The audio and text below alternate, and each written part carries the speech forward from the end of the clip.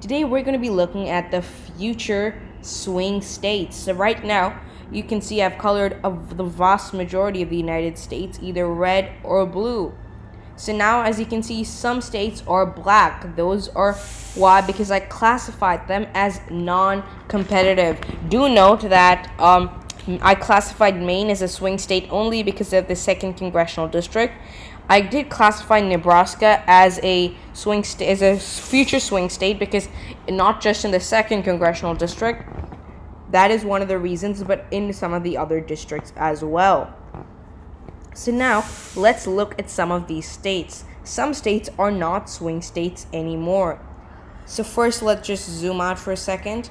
So we're talking about a lot of states: Alaska, Minnesota, Montana, Nebraska, Missouri, South Carolina, and Rhode Island. So let's go back to the map. Some states aren't swing states anymore.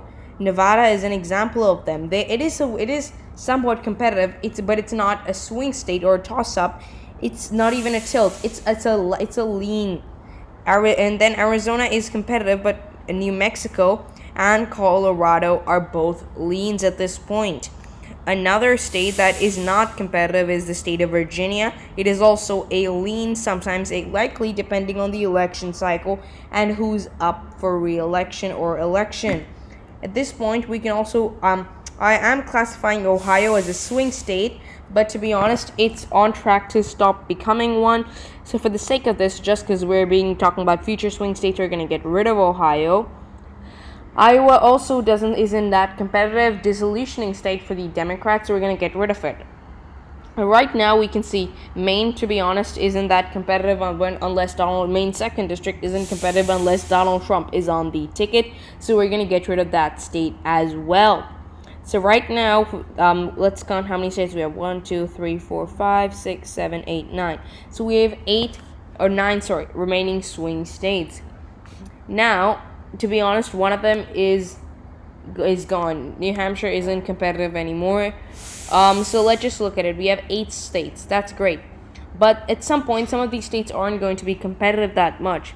Wisconsin is going to be competitive, but Pennsylvania and Michigan, by the 2024 election, are not going to be competitive. I don't think North Carolina is going to be that competitive for the Democrats, at least in the 2022 midterms, and probably in the future. So that leaves us at 5 states. To be honest, I think Arizona is going to become a Democratic state. So we have 4 states. There are also going to be other states. So these are the 4 major swing states. I'm just going to classify all the others. No, wait.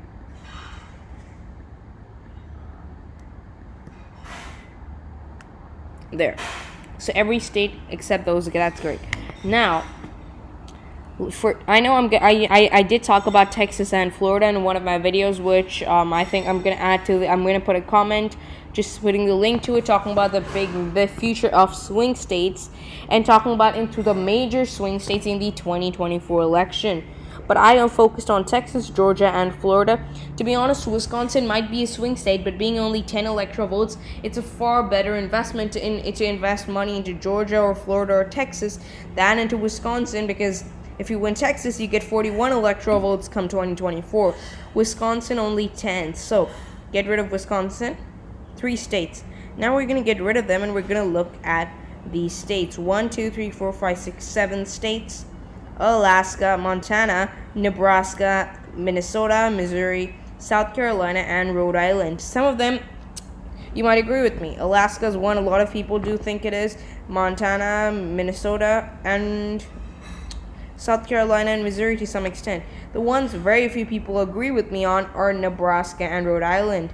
But I do have some reasoning for it, and I will share. So we're going to start with the state of Alaska. So elections in Alaska. So let's look at this.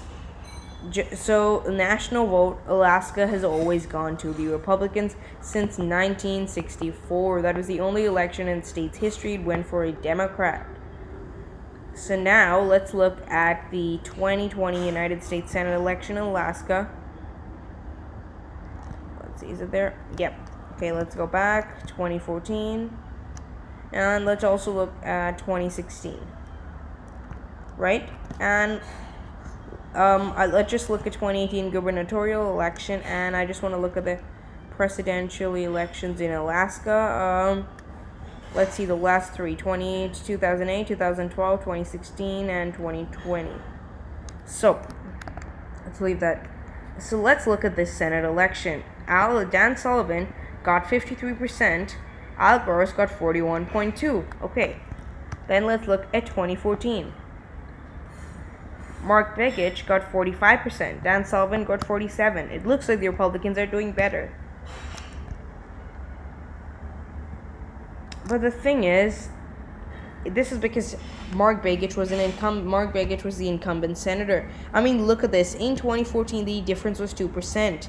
And this was a red wave year, remember? So there's a good chance Mark Begich could have held on to his role, and he might have held on till 2020, 2026 to be. So this Senate election doesn't tell much.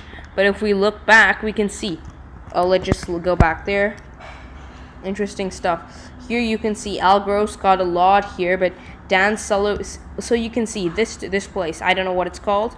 I know this is the Aleutian Islands. I don't know what this area is, but Mark Begich won it, but Dan Sullivan won it. One big reason is Al Gross is not a Democrat. He's an independent. He's not well known. Remember, Mark Begich ran many ads with Lisa Murkowski. She did complain about it and stuff, but he had lots of better name recognition. So in 2016, let's look at this one in 2016.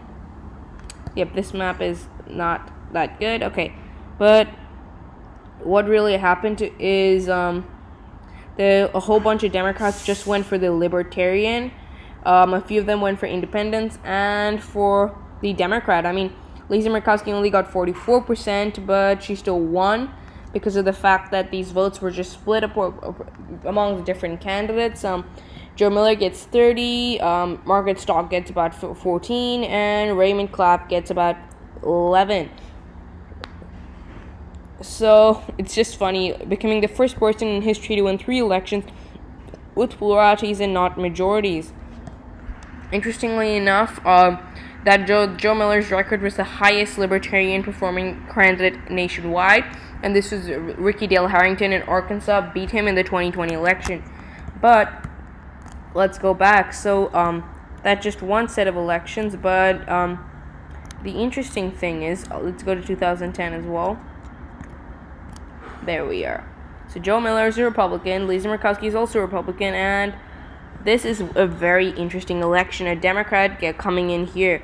Because the main thing that happened here, because many Democrats didn't actually know, Lisa Murkowski actually acknowledged that 10 to 15% of her supporters were Democrats who just voted for her to prevent Joe Miller from winning. It's a huge thing. If that's 10 to 15%, let's say he's at 25% and another 15, he'd be at 40+%.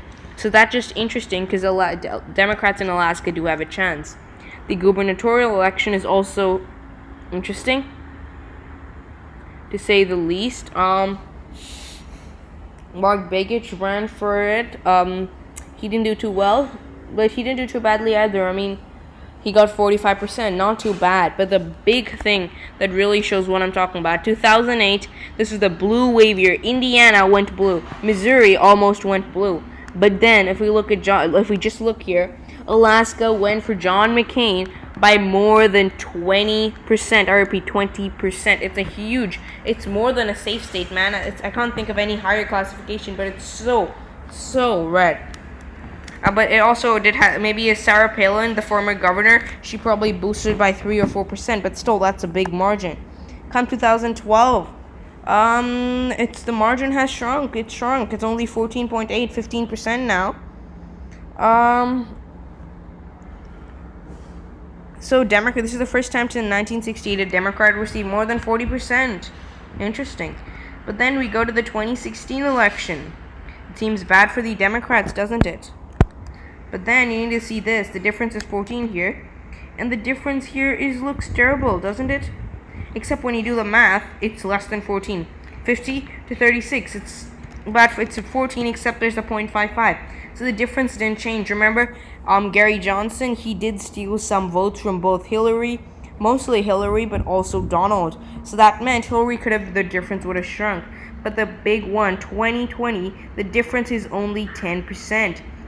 Alaska may not be a swing state come 2024, but at least by 2028 or 2032, Alaska most certainly will be a competitive state. Looking at the Alaska state demographics, the number of young Alaskans, 18 to 30 or 18 to 25, are increasing. The number of indigenous Alaskans also have been increasing slightly, and those are all factors that would help Democrats in the state, which is why it makes it more competitive. Now, I think I've explained Alaska. Now I'm just going to classify it as I'm going to classify another color, just so we know we already did that. Now let's look at Montana. No, we're looking at Minnesota. Okay. I do plan to make a video about this. It's on my to-do list, and I do promise I will get to it. I'm really sorry. I should have done it earlier, but elections in Minnesota. So, federal elections. I want to look at Senate elections, okay? So 2006, 2012, and 2018. Then I also want to look at 2008, 14, 2018, and 2020. Then I just want to look at presidential elections in 2004, 2012, and 2020. The reason I'm doing this is I'm ignoring the anomaly of 2008, but to keep it E, because there's a huge blue wave, but to keep it even, I'm skipping 2016 too, so the differences are the same. Amy Klobuchar, she looks so different back then. She won 58 to 38%. That's plus 20%. This time, she wins by an even bigger margin, plus 35%. In 2018, she still wins by a huge margin. But the margins do narrow. Do you notice? Back then it was 35. Now it's reduced. It's only 24. It's 24, but about 24 points. And that's just one factor. If we look at the 2008, Al Franken, he won by the smallest of margins, but that did have something to do with Dean Barkley. Then, this time, Al Franken wins by a reasonable margin.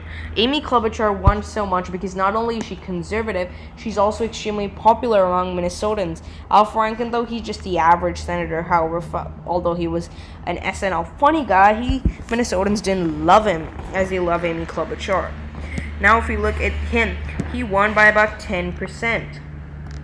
But in 2018, Tina Smith still only won by 10%. In 2020, because that was a special, remember?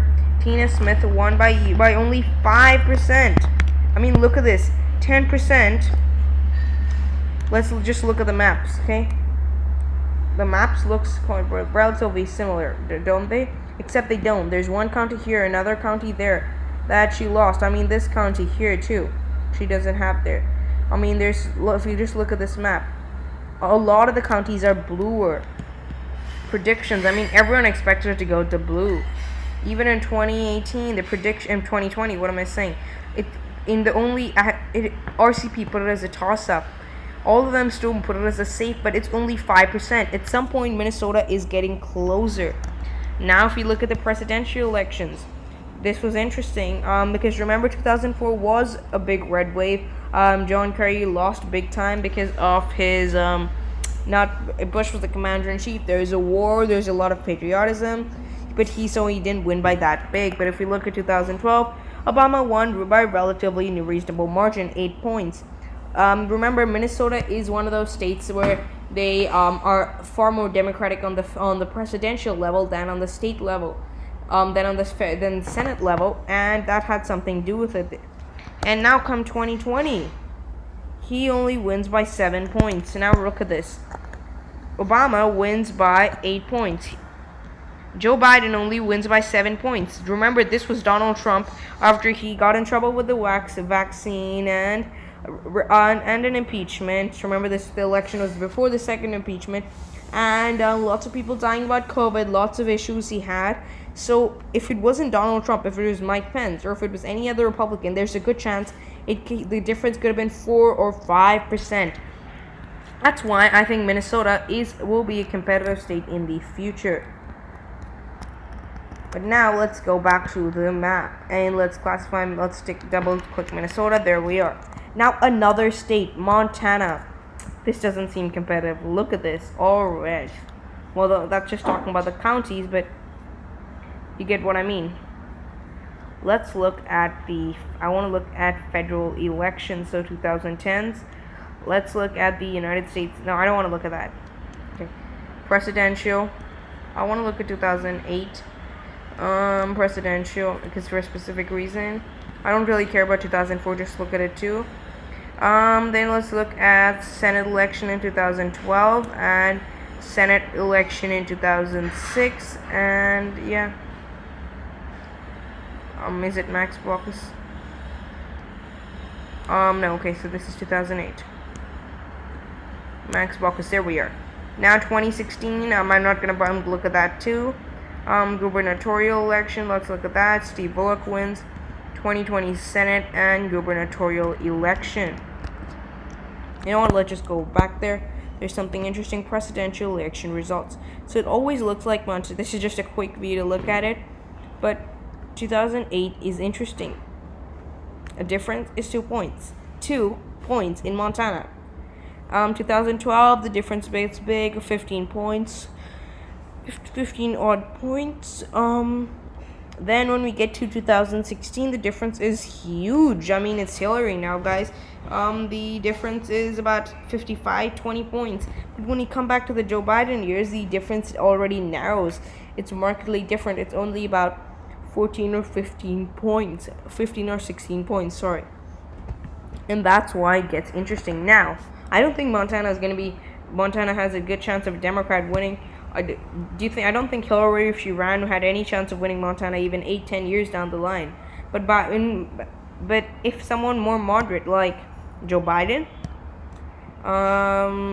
and someone else like John Chester, Joe Manchin, and by 2028 they would have a good chance of actually winning the state of Montana. In 2000, and let's go to 2008 first. Yep, 2008.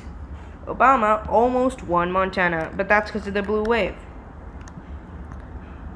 But here, Obama, went back, like I said. But in 2004, the difference was huge, 20 points. But as I said, the difference kept coming closer. If we look at this Senate election in 2012, John Tester won by a reasonable margin, 4 points, as a Democrat in Montana. In 2006, John Tester won again. This was when he wasn't the senator, when he was the challenger, and yeah, he won by 1 point. That's a big thing. And a Democratic challenger in Montana. In 2008, Max Baucus, he won 72.9%. Do you see that map? I mean, look at it. He wins every single county in the state. Every single county, even if we go back to 2002. There were just 2 counties. He's extremely popular man. That just proves my point. Democrats have a chance of getting elected if they're like Max Baucus. I mean, let's click on him. Look at his view. Political positions. He did break with them on some issues. Like mixed civil rights. He did not support Washington, D.C. statehood, but he was okay on gay rights. Gun politics. He cast a pivotal vote for the assault weapons ban. But when in the major things, he stayed with the Democrats. Just on a few ones, he went against. He's relatively pro-business. He supported Democratic leadership in voting against oil and gas. So as long as on a few key issues, if he voted against, he wins in Montana.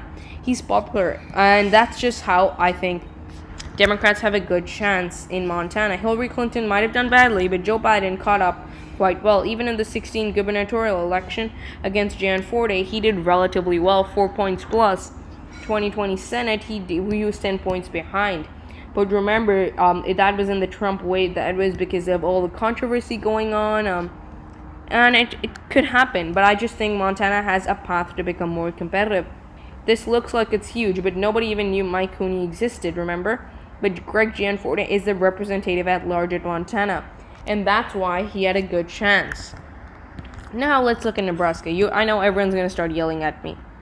It doesn't even make sense. Why Nebraska? Okay, I want to show you something. Presidential elections. 2020, 2016, 2012, 2008, and 2000. I'm going to skip 2004. And let's just say Senate, maybe 1994, 2000, 2006, 2012, 2018. Okay? Just these guys. Now let's look at them. 2020, 58 points. Election results by congressional district. Joe Biden won that district by about 50 to 60%. Now if we look at county, Joe Biden didn't do too well. But you see, the first district is also competitive because of this county. To be honest, I don't know what it's called or anything. But yeah. Prior to the election, most districts, all news organizations declared Nebraska a safe red state, while most organizations view the second district as either lean Biden or toss-up. And that's a battleground, not just the second district though. I think the first district at some point would become more competitive.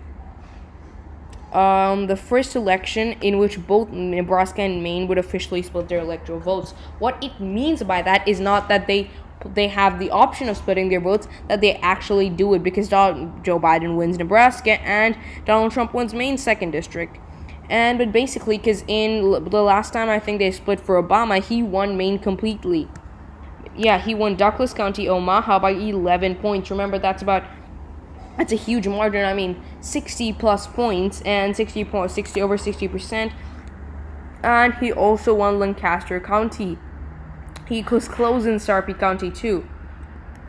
He reduced it to only 11 points, 43%, 56-year best for the Democrats. That's why I think Democrats have a chance. In 2016, it was bad for the Democrats. Okay, see, Clinton almost won there, just 40, and that's the problem. But now, Obama, he lost this in 2012. But he won it. Oh dear, no, I don't want to see that. Let's exit. I don't want to see the full win. But here, he won this easily. I mean, look at the congressional district. He almost won the first district.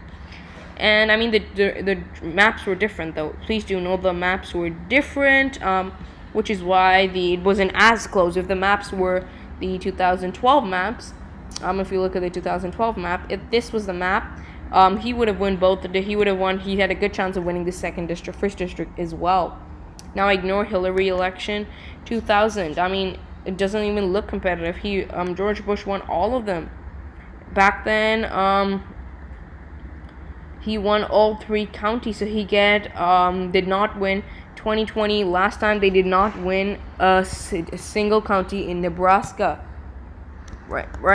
But if we go to 1994 Senate election, Bob Kerrey won. I mean, look at it. Nebraska can be blue. This whole area, most of which is now the second district, can go blue.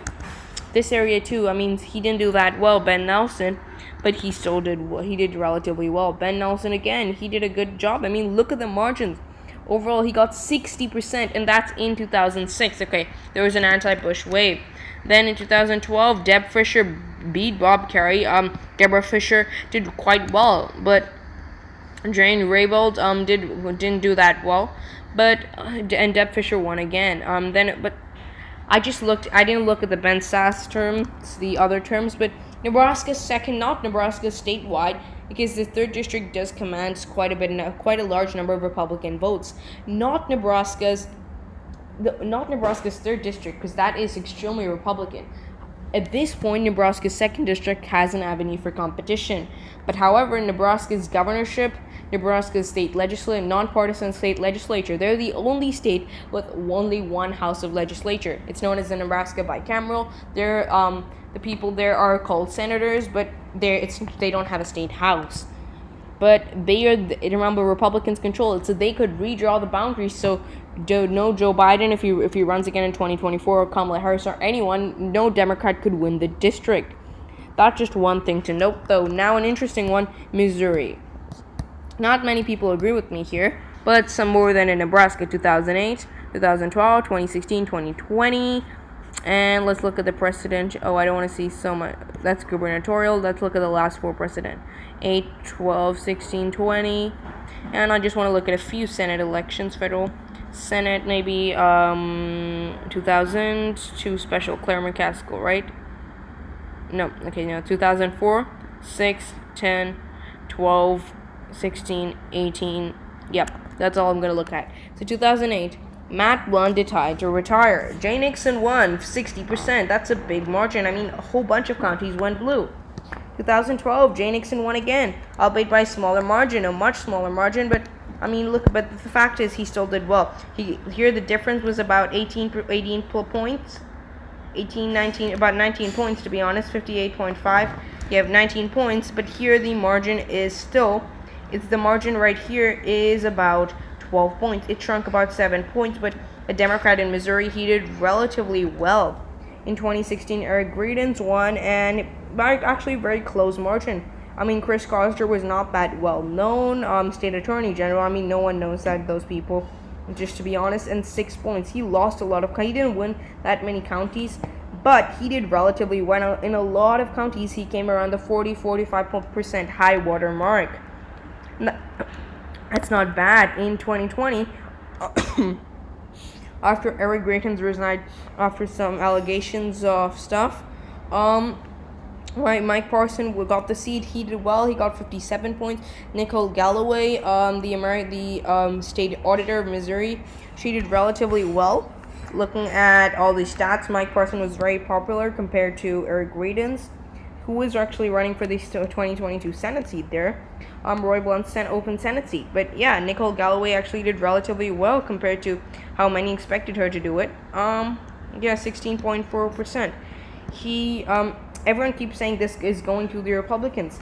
It might be, but the fact is, everyone says it is, but on some wave years, if the state, if even slightly favors the Democrats, it becomes a swing state.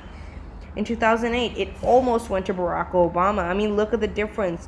It went to Mitt Romney. It went to John McCain by 400 votes. I mean, 400 votes. If Obama had got 500 more votes, it would have gone blue, a 0.13 margin. 2012, it's actually not that bad, only 9% difference. And 2016, okay, I'm not going to talk about 2016. It's a bad year for Democrats. 2020, not too bad either. It's only 15 points. I think Democrats do have a chance there. Obviously, it isn't as great, but especially since people like Josh Hawley aren't popular among Missourians. So if Democrats invest heavily in the state, they have a good chance. If you look at the Senate too, Kit Bond won here, but if you look here, Claire McCaskill won. Missouri has a streak of voting bipartisan. Up and down ballot, they vote for different candidates. Claire McCaskill winning again.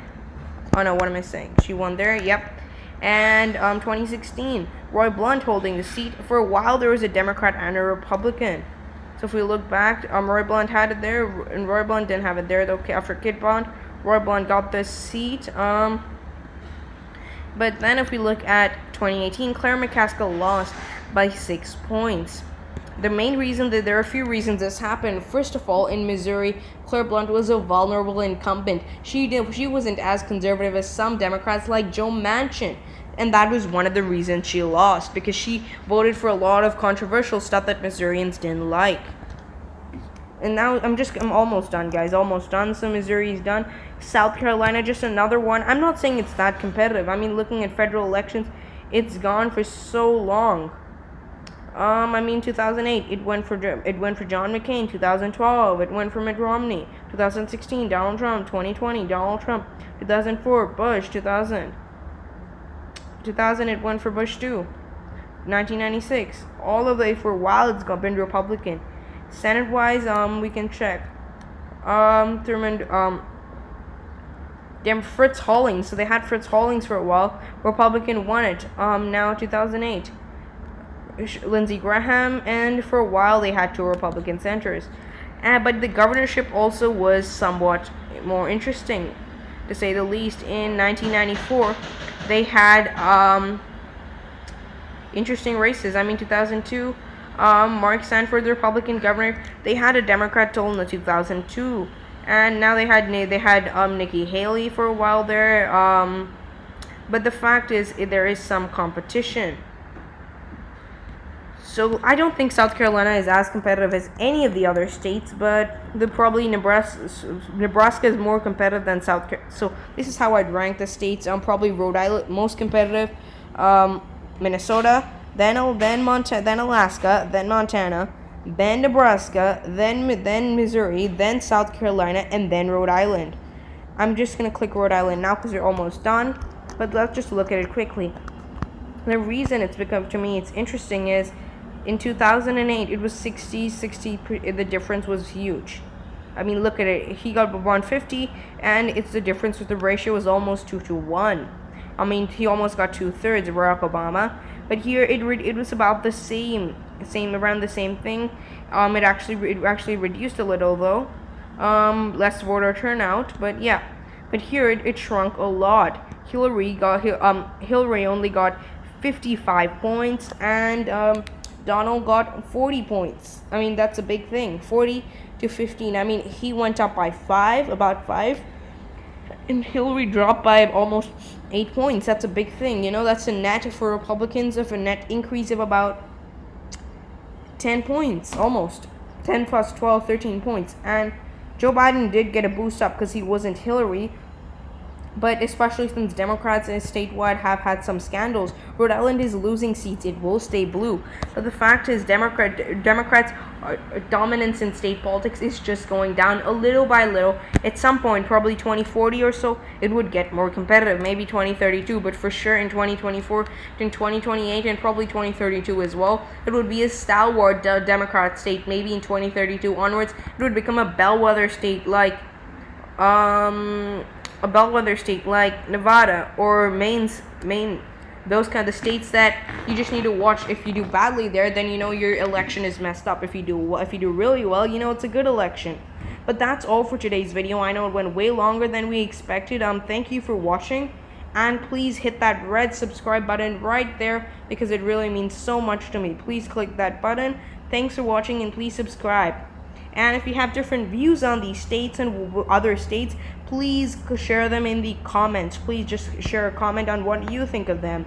Thanks for watching, and please hit the red subscribe button.